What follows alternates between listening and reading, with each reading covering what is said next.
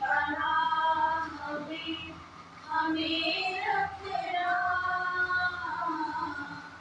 सीखे हमने राह पर चलना। बना हमें रखना, सीखे हमने राह पर चलना। कपट कर्म चोरी बेईमानी और हिंसा से हमको बचाना। कपट कर्म चोरी बेईमानी और हिंसा से हमको बचाना। नाली का बन जाऊं न पानी, नाली का बन जाऊं न पानी। मुझको निर्मल जल ही बनाना। अपनी निगाह में हमें रखना, सीखे हमने राह पर चलना। तेरी पनाह हमें रखना, सीखे हमने राह पर चलना। क्षमा मांगे कोई तुझसा नहीं और मुझसा नहीं कोई अपराधी। क्षमा मांगे कोई तुझसा नहीं और मुझसा नहीं कोई अपराधी। पुण्य की नगरी में भी मैंने, पुण्य की नगरी में भी मैंने पापों की गठरी बांधी हो। करुणा की छाँव में हमें रखना, सीखे हमने राह पर चलना। तेरी पनाह हमें रखना, सीखे हमने राह पर चलना।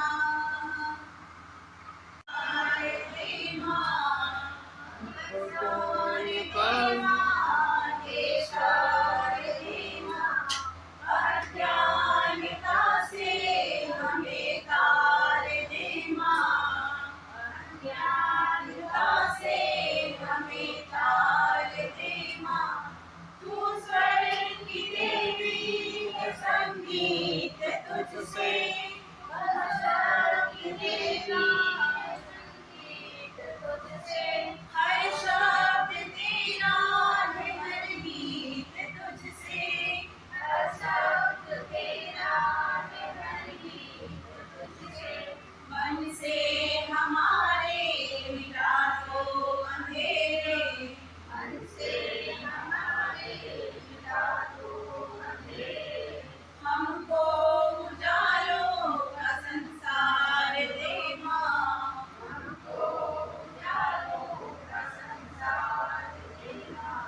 ये शार दे माँ, ये शार दे माँ, ये शार दे माँ, ये शार दे माँ। अज्ञानता से हमें तार दे माँ, अज्ञानता से हमें तार दे माँ। तू श्वेत वर्णी कमल पे विराजे, तू श्वेत वर्णी कमल पे विराजे। हाथों में वीणा मुकुट सर पे साजे, हाथों में वीणा मुकुट सर पे साजे। हम हैं अकेले, हम हैं अधूरे, हम हैं अकेले, हम हैं अधूरे। तेरी शरण में हमें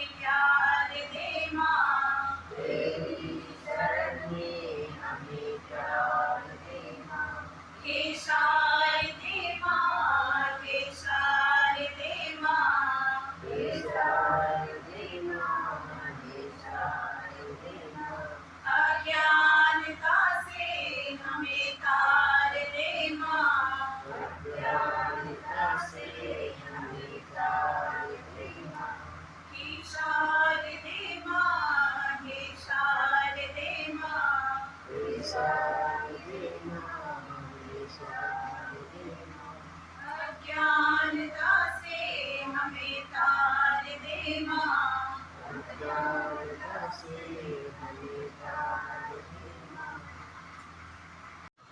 एकीकृत पीएमसी एकीकृत high school Bhayawadi. Master trainer sir एवं मैडम, मेरे शिक्षक साथियों सभी को नमस्कार। प्रतिवेदन। आज दिनांक 10/6/24 को समय 10:30 बजे पीएम श्री 5 दिवसीय प्रशिक्षण की शुरुआत कार्यालय जिला बैतूल प्रभात पट्टन डाइट से की गई। कक्षा 1 से 8 तक के पीएम श्री विद्यालयों के शिक्षक शिक्षिकाओं द्वारा प्रशिक्षण में पंजीयन किया गया एवं ग्रुप से जुड़े हमारे मास्टर ट्रेनर सर जी एवं मैडम जी एवं शिक्षक साथियों द्वारा मां सरस्वती देवी का पूजन किया गया। श्रीमती सुनीता नागले मैडम एवं नीतू चौरसे मैडम एवं प्रमीला कवड़े मैडम द्वारा सरस्वती वंदना की गई। मास्टर ट्रेनर सर जी एवं मैडम जी द्वारा अपना परिचय दिया गया एवं शिक्षक साथियों ने आपस में एक दूसरे का परिचय रोचक ढंग से दिया, पदस्थ संस्था एवं एक दूसरे की समानता बताई एवं अनुभव शेयर किए। इसके पश्चात सर द्वारा लिंक दी गई जिसे सभी शिक्षक साथियों ने प्रिंट टेस्ट दिए। श्रीमती उन्ने मैडम एवं गोहर मैडम द्वारा प्रश्न किया गया, मेरे सपनों की कक्षा कैसी हो, जिस पर सभी ने 5 वाक्य लिखकर पेपर जमा किया। फिर मास्टर ट्रेनर श्रीमती उन्ने मैडम जी एवं श्रीमती ममता गोहर मैडम जी द्वारा राष्ट्रीय शिक्षा नीति 2020 reform Bharat NEP new education policy 2020 5+3+3+4 पर विस्तृत चर्चा की गई। बुनियादी साक्षरता एवं संख्या ज्ञान के विकासात्मक लक्ष्य घटक पर चर्चा पर विस्तृत जानकारी दी गई। यह 1986 में जारी शिक्षा नीति के 34 वर्षों के बाद कस्तूरी रंगन की रिपोर्ट पर आधारित है। राष्ट्रीय शिक्षा नीति 2020 18 सिद्धांतों के साथ लागू की गई, जिसमें क्षेत्रीय एवं स्थानीय भाषाओं का विकास एवं समावेश हो। इससे बच्चे स्थानीय कौशल के साथ शिक्षा ग्रहण करें। I do, we do, you do द्वारा सीखे।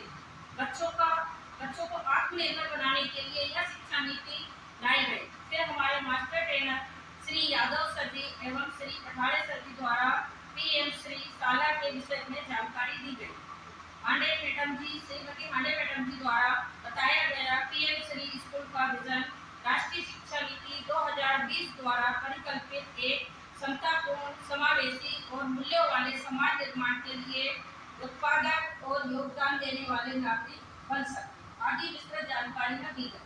एवं हमारे जिले में 18 पीएमसी शालाएं चयनित की। 5 नवंबर 2022 से इस योजना की शुरुआत हुई। यह 2022-23 से 2026-27 तक 5 वर्षों की योजना है। सफल होने पर यह पूरे देश में लागू होगी। प्रशिक्षण के बीच में डाइट प्राचार्य जी श्री फुले सर जी द्वारा बहुत सी जानकारियां दी हैं। राष्ट्रगान के साथ प्रशिक्षण के प्रथम दिवस का समापन।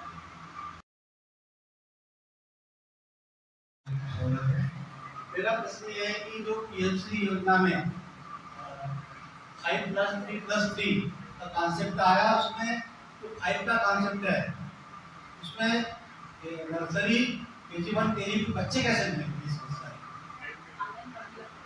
क्योंकि आंगनबाड़ी भी अपने वार्ड में है, वो बच्चे देना नहीं चाहते क्योंकि हमारे स्कूल पीएमसी है तो 1 से 12 है, क्योंकि वहाँ पे पहले आर्थिक था 9वीं से 12वीं तक वहाँ का प्रिंसिपल अपने हिसाब से मेंटेन करते थे।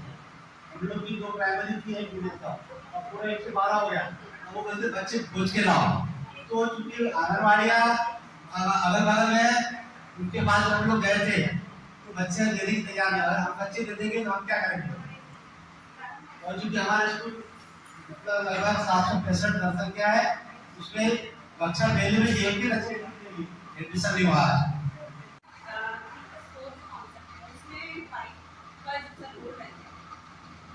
बच्चे भी अवेलेबल हो जाएंगे, मिल जाएंगे, बट उनकी व्यवस्था नहीं है, तो सिटिंग अरेंजमेंट बहुत डिस्टर्ब हो रही है। जैसे हमारे यहाँ रूम नहीं है तो एक क्लास हमारा कॉमन हॉल है, उसको बनाया है नर्सरी के लिए,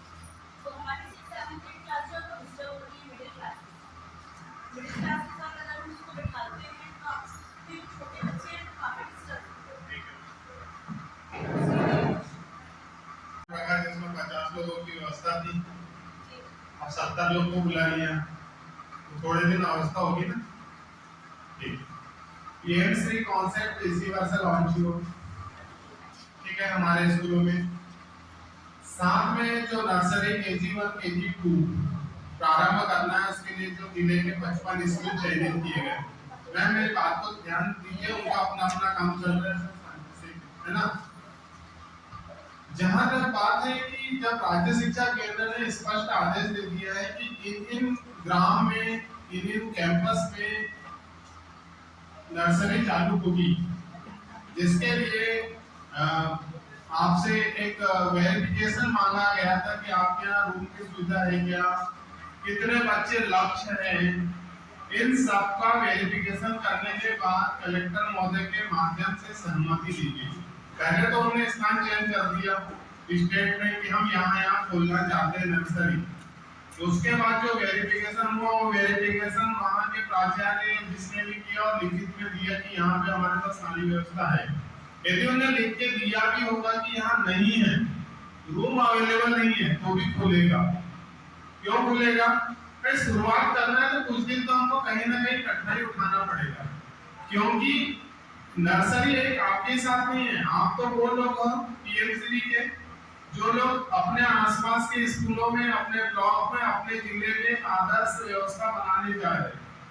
उन लोगों के लिए एक आदर्श बनने जा रहे हैं अन्य स्कूलों के लिए कि हाँ, हम ऐसा स्कूल संचालित कर सकते हैं राष्ट्रीय शिक्षा नीति 2020 के मंशा के अनुरूप हम काम करने के लिए तैयार हैं। पहला, ठीक है मैम, रूम की व्यवस्था भी होगी, स्ट्रक्चर भी मिलेगा, है ना, धीरे धीरे। अब दूसरी बात आती है कि गांव में आंगनवाड़ी जहाँ पे है वहां पे बच्चे हैं, वो बच्चे देना नहीं चाहते। सर छोटी सी बात कहना चाहूंगा मैं कि वैसे तो मना नहीं करेंगे, करना नहीं चाहिए। उस आंगनवाड़ी कार्यकर्ता को ये नॉलेज नहीं है कि ये प्रोग्राम कहाँ से संचालित हो रहा है, पहली चीज। दूसरी चीज, आप बस छोटा सा लिख के दे दीजिए कि यहाँ पे इतने बच्चे। आपने वैसे तो सर्वे किया होगा, आपका टारगेट भी होगा। सर मैं पूरी बात पे आ रहा हूँ सर, पूरी बात पे, फिर आपका सुझाव। तो वहां पे आपने 15 से 20-30 बच्चे जो भी निर्धारित किए होंगे कि इतने बच्चे हमको मिलने वाले हैं, और आखिरी में आंगनवाड़ी कार्यकर्ता हमको देंगे। इस समस्या से समाधान के लिए आप एक लेटर लिख के दीजिए, चाहे जिला परियोजना को लिख दीजिए, है ना, या किसी को भी दीजिए, या सीधे सीधे जिला कार्यक्रम अधिकारी। अभी यदि आप लिखित में देते तो मैं यहीं से आपके सामने गौतम सर से बात कर सकता हूँ। उनके शिक्षक में होना चाहिए कि हम जो बच्चों को विकासात्मक सलाह दें, उसको विकास की ओर ले जाने के लिए हमको, हाँ ये बहुत मजबूत पॉइंट है, ठीक है, कि बच्चे के साथ हम लोग कम्युनिकेशन करते हैं, हाँ, तो तब अगर हमने उसको बताया कि ये कोई बात नहीं, वो बराबर सुनता है। तो जब भी आप अपना पढ़ा रहे हैं, जैसे कि आप जा रहे हैं पीरियड में जा रहे हैं, 5 मिनट दे दीजिए उनको, सटीक 5 बात कह दीजिए, गले से गला बच्चा भी सुन लेगा। नहीं शायद ये नीचे वाले का नहीं बोल रहे होंगे, ऊपर भी लगी तो राइट के थर्ड करके भी बच्चा आप नंबर की बात बहुत जल्दी सीखता है। तो वहाँ भी सबको यही छोटे बच्चे के साथ ही उनको ऐसी शुरुआत करनी चाहिए कि थोड़ा बहुत परिवेश से जुड़ के, थोड़े माता पिता से जुड़ के, थोड़ी घर की परेशानियों से जुड़ के, अपने पैसा खुल के आना चाहिए। आपकी बात किया जाए तो हम भी अपना काम अच्छे से करें। उसके बाद में है प्रेरक। हमको हमारे बच्चों का इंस्पायर बनना है, प्रेरक बनना चाहिए, है ना, कि नहीं। और अभी के मतलब जो हमारे, हमको भी जब हमारे जो टीचर्स ने फर्स्ट से 8th तक पढ़ा है, प्राइमरी और मिडिल टीचर पढ़ा है, वो टीचर हमको आज भी बहुत अच्छे से याद है। और वो टीचर तो बहुत अच्छे से याद है जिन्होंने हमारे लिए बहुत अच्छा किया है ना। तो और जो बहुत मतलब हमारी को ऊपर विकासात्मक, मैं जब फर्स्ट में थी, मैं बता रही फर्स्ट सेकंड में, मैं भी गवर्नमेंट स्कूल में पढ़ी हूँ, और मैं बहुत रोती थी, स्कूल नहीं जाती थी। मैं स्कूल जाने के लिए सिर दर्द का बहाना बनाना होता था। सिर दर्द, मुझे 7 से चश्मा लग गया था, तो सिर दर्द होता था, पर एक बहाना हो गया था मेरे लिए। अब वो डेली बच्चे घर भी जाती थी, वापस बुलाती थी, मुझे वापस बुलाती थी, और पढ़ाने में इतनी स्ट्रिक्ट थी, मैथ्स पढ़ाती थी बहुत अच्छा। तो आज मैंने भी MSc मैथ्स से करी हूँ, और मैं उनको याद करती हूँ फर्स्ट सेकंड। और पहले ऐसा था कि जो पहले फर्स्ट क्लास में टीचर थी वही 5वीं तक ले जाती थी, तो तो उनको पूरी अपने घर की परिस्थिति सारी चीजें उनको पता रहती थी, वो आज भी मुझे याद है। पढ़ाने वाला मानसिक गुण देना था, बहुत कुछ पढ़ चुके थे, लेकिन मैंने फिर देखा कि जो शिक्षकों को स्थानीय भाषा की जानकारी रखने वाला होना चाहिए और वो विषय विशेषज्ञ होना चाहिए, अपने विषय पे अच्छी समझ जानकारी रखने वाला, ताकि वो उस बच्चे को अच्छे से समझा सके। तीसरा है छात्रों के परिवेश की जानकारी, क्योंकि छात्रों का परिवेश सबसे ज़्यादा महत्वपूर्ण होता है। उनको जानकारी होना चाहिए कि वो बच्चा किस लिए इस शाला में आ नहीं रहा है या उसकी परेशानी क्या है, इसलिए परिवेश की जानकारी होनी चाहिए। फिर चौथा है छात्रों को व्यवहारिक ज्ञान देना। वो आते तो हैं, किताबी ज्ञान तो काफ़ी हो जाता है उनके पास में, लेकिन उनको व्यवहारिक ज्ञान भी होना चाहिए जो कि अच्छे समाज में रहने वाला।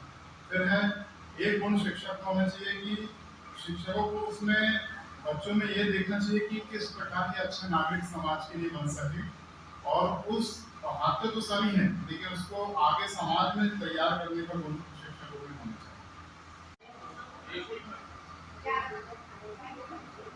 मैं श्रीमती संध्या सोनी कुछ विचार आपके सामने रख रही शिक्षक की भूमिका के लिए। शिक्षक एक अच्छा परामर्शदाता होना चाहिए विद्यार्थियों के लिए। शिक्षक एक मित्र के समान हो ताकि हर विद्यार्थी की समस्या सुन सके। हो सकता है कोई विद्यार्थी घर से किस स्थिति में आता है, हर विद्यार्थी कुछ मन से नहीं आता, कोई अपने घर की कुछ अलग अलग समस्या आता है, इसलिए हर विद्यार्थी को मित्र के समान उसके साथ व्यवहार करे। शिक्षक ऐसा हो जो हर परिस्थिति और वातावरण में विद्यार्थी को शिक्षा देने का प्रयास करे। कभी कभी शिक्षक के सामने ऐसी परिस्थिति आ जाती है जो उसको उस परिस्थिति में भी शिक्षा देना पड़ता है। यदि रूम में पानी टपक रहा है, गीला है, तो हम ऐसा तो नहीं कि क्लास छोड़ के चले जाएंगे, हमको कुछ व्यवस्था बनाना पड़ेगा, वहाँ पर शिक्षा बच्चों को देना पड़ेगा। शिक्षक विद्यार्थी को सोच विचार एवं मूल विचार प्रकट करने का मौका भी दे। बच्चे की क्या इच्छा है, वो क्या चाहता है, हम अपनी इच्छा उस पर थोपते रहते हैं, उसकी इच्छा भी हमको जानना जरूरी है। शिक्षक को नैतिक मूल्य केंद्रित कक्षा स्थापित करना चाहिए। धन्यवाद। सरलतम भाषा या क्षेत्रीय भाषा का प्रयोग करने वाला होना चाहिए ताकि छात्रों को समझ आ सके। छात्रों की अनुचित शिक्षा कार्य करे, जो हम पढ़ाते हैं वो बच्चा कितना ले रहा है, कितना पढ़ाया, क्या बच्चों को आ रहा है या नहीं आ रहा है। छात्रों से प्रेम पूर्वक व्यवहार करना चाहिए। बड़ी क्लास में तो इस चीज़ की दिक्कत नहीं आती, पर छोटी क्लास में बच्चे अलग अलग परिवेश से आते हैं, अलग अलग जाति के बच्चे आते हैं, तो अगर टीचर को हर प्रकार की जाति की भाषा का ज्ञान होगा तो बच्चों को शिक्षा देने में कोई दिक्कत नहीं होगी। मातृभाषा का क्या शिक्षक को स्थानीय भाषा और संस्कृति का ज्ञान होना चाहिए, ताकि जब वो पढ़ाते समय विभिन्न प्रकारों के उदाहरण को अपनी शिक्षा में सम्मिलित करें, उसे अगर उस परिवेश के बारे में ज्ञान हो तो उदाहरण अच्छे से देगा और उस उदाहरण के हिसाब से बच्चे अच्छे से समझ सकेंगे।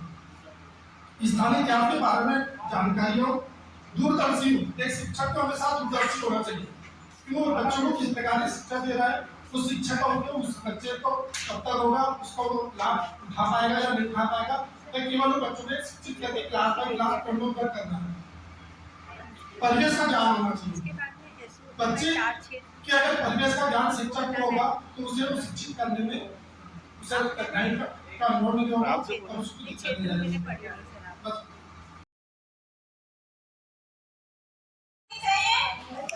बजनी चाहिए। हाँ, अरे सोच के देखो, हम सब लोग के प्यारे प्यारे नन्हे नन्हे बच्चे हैं। मेरी भी 2 बेटियां हैं, जुड़वा, छोटी छोटी सी 8 साल में। मेरे लिए एक टीचर, और ऐसी टीचर जिसके दिमाग में पता नहीं क्या क्या उलझुल चलते ही रहता बिल्कुल।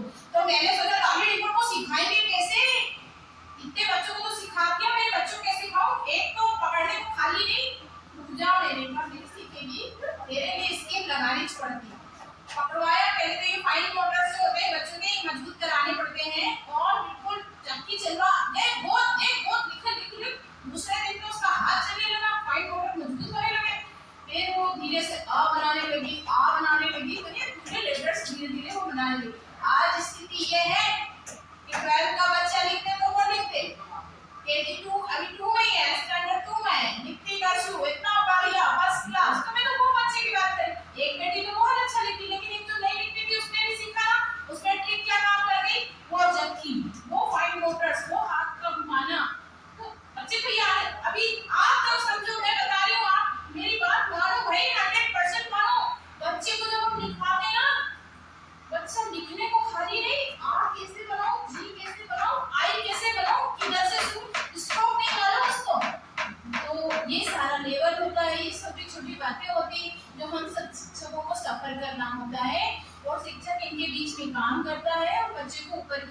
जाता है। तो सब जगह शिक्षक की भूमिका डिफरेंट होती है, अलग अलग होती है, अलग अलग लेवल होती है ना। और रहा सवाल एक चीज होती है मनोहर स्थिति को जान के पढ़ाना। एक तो टीचर को सबसे पहले क्लास में आया तो बच्चे की मनोहर स्थिति यहाँ बैठे अभी मैं इतने में बता सकती हूँ कि किसकी मनोहर स्थिति क्या चली, थोड़ा ऑब्जर्वेशन तो मैंने कर ही लिया, तो मैं मालूम मेरे कितने बच्चे यहाँ होशियार है, अलर्ट है, क्या है। तो वो भी क्लास का एटमॉस्फेयर, क्लास का वातावरण, एक टीचर को क्लास के अंदर जाके पता चल जाना चाहिए कि मेरी क्लास के अंदर क्या माहौल है, कौन सा बच्चा है, जो शैतान बच्चा है मेरे को उसके लिए क्या ट्रिक लगानी चाहिए, वहां मैं क्या ट्रिक फंसा दूं कि ये बिजी हो जाए तो सारे बच्चे मेरे, क्योंकि मेरे को पढ़ाना है, क्योंकि मेरे को पढ़ा, ये माइंड है, ये जो दिमाग चले, एक टीचर का एक दिमाग चलना चाहिए कि मैं क्या करूं कि मेरे क्लास का वातावरण एक अच्छा वातावरण में बदल जाए। और बच्चों को क्यों दोष देते हैं, बच्चे तो पूरे पूरे कागज हैं, तुम्हारे दिल के नींव है, तुम्हारे दिल से जुड़ते हैं वो, एक बार तो तुम्हारे हो जाए तो किसी के होते ही नहीं है, बस बात साफ है कि तुम उनसे जुड़ो, ये मेरा मानना है। आज भी मैंने मॉडल में 3 साल तक पढ़ाया है, आज भी लड़कियां मुझसे ऐसे तो जहां दिखती वहां झूम जाती, मैं तो दिखती ही नहीं किसी तरह में झूठे बना लेती। तो मैंने जहां जहां भी पढ़ाया है, जहां जहां भी मेरे कार्यकाल में 26 साल की इसमें ऐसा कोई काम नहीं जो मेरे हाथों के नीचे से नहीं गया, सब किया मैंने एसएसके से शुरू की अपनी पढ़ाई, जिसमें प्रभात पट्टन से ही मुझे जाना जाता था, प्रभात पट्टन से ही यहाँ से टीम जाती थी, सब जिले से सब लोग ने देखा, मैंने उन बच्चों को पढ़ाया, बड़े रोल मॉडल के रूप में रहे, और वो बच्चे जिनको मैंने पढ़ाया वो पढ़ पढ़ के अच्छे परसेंटेज से आगे निकल गए। तो मैं अपनी तारीफ में रखी, हर टीचर ने वो क्वालिटी है, हर टीचर करते हैं वो बहुत, तो कोई भी, और मेरे अंदर एक गुण और है, मैं तो चोरी भी करती हूँ भैया, किसी को करना आए या नहीं आए मैं चोरी करती हूँ। मैंने देखा कि ये टीचर की ये ट्रिक बहुत अच्छी है, हट से दिमाग में लेती कि हाँ ये ट्रिक तो बहुत अच्छी थी, इसको तो मैं इम्प्लीमेंट करूंगी, इसको तो मैं अपने बच्चों के साथ करके देखूंगी। तो ये सब ऐसे ऐसे मेरे अंदर चलता रहता। सॉरी ना बोलने के लिए,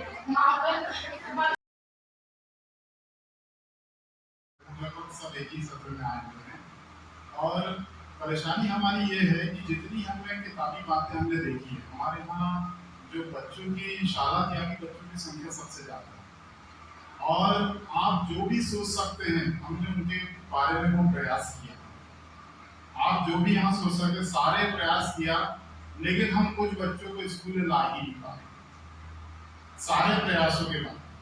यहाँ तक कि एक पेपर में हमने उनको हर पेपर में गाड़ी पे बैठा के पहुंचाना, जिस दिन नहीं पहुंचे वो नहीं आए।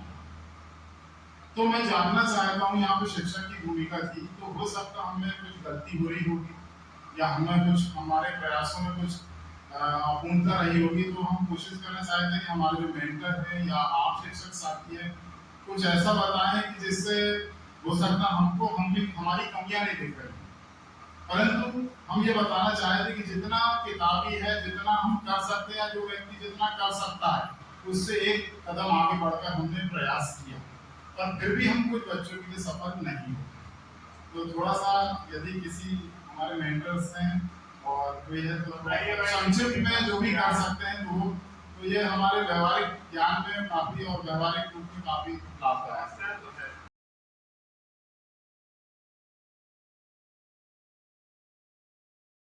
शिक्षक की मानसिकता जो है सबसे पहले तालमेल की स्थिति से परिपूर्ण होना चाहिए बच्चों के साथ। इसी के साथ आत्मचिंतन से बच्चों के हाव भाव को समझने का ज्ञान होना चाहिए। क्या इसको कुछ नहीं सिखा सकते, है ना? तो ये हमको ही करना है, और ना हमारे मन में लाना है ना बच्चों के मन में लाना है।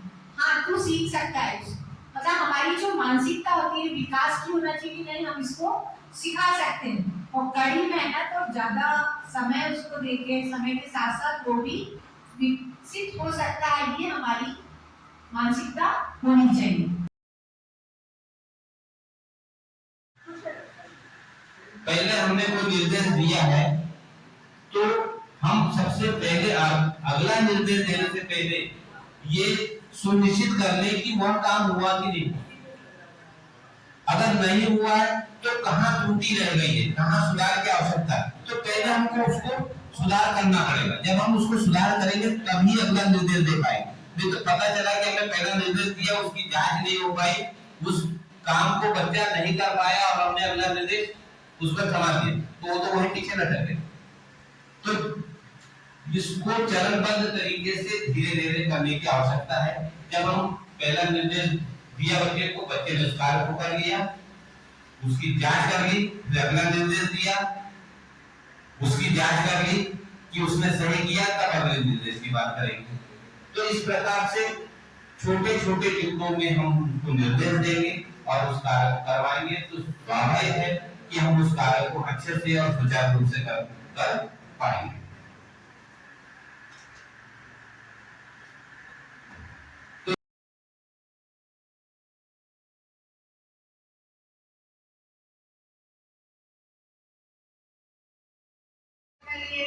और प्रभावी चर्चा हम पालकों के साथ मिलकर भी कर सकते हैं। पालकों के साथ में हम मीटिंग लेके, सभा लेके उनको पालकों को अवगत कराएं कि हमारे आपके बच्चे मतलब किस पोजीशन पे है और उनको अपन किस तरह आगे बढ़ा सकते हैं बच्चों को, और उनको क्या क्या गाइड करने की अपने को आवश्यकता है।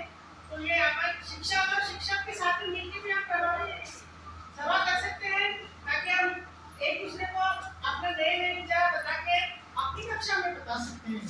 यही है प्रभावी सभा लेके हमको लाभ हो सकता है कि हम हमारे बच्चों को आगे बढ़ा सकें।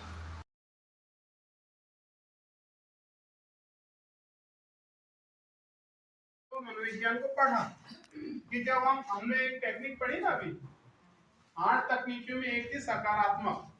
मैं आपको यहाँ से एक बार घूम के हर एक छोटा सा काम देता हूँ। मान लो कि आप एक फोल्डर बनाओ और बोलूंगा अरे सर कितना गंदा बनाया, अरे आपने तो, आपसे तो हो ही नहीं सकता, कैसे बनाया, पूरी नेगेटिव बात करूंगा।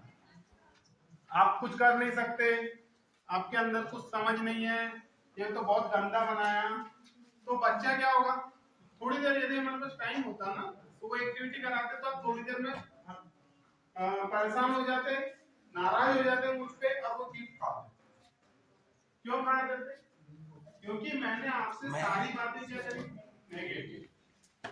तो वो बच्चा सोचिए जो रोज सुनता है, ये माँ बाप से सुनता तो कुछ कर ही नहीं सकता, निकम्मा ही है। रोज रोज वही कहानी, तेरे को कुछ आता नहीं, तेरे को कुछ समझ नहीं आता। तो उसके अंदर परिवर्तन करना है। परिवर्तन लाने के लिए आपको अपनी भाषा शैली में सुधार करना पड़ेगा। तो ये सॉफ्टवेयर के माध्यम से यहाँ पे दिखता है। अभी आप कर सकते हैं, इसका आंसर दे सकते हैं। यदि किसी के इसमें खुल रहा होगा तो खोलिए लिंक।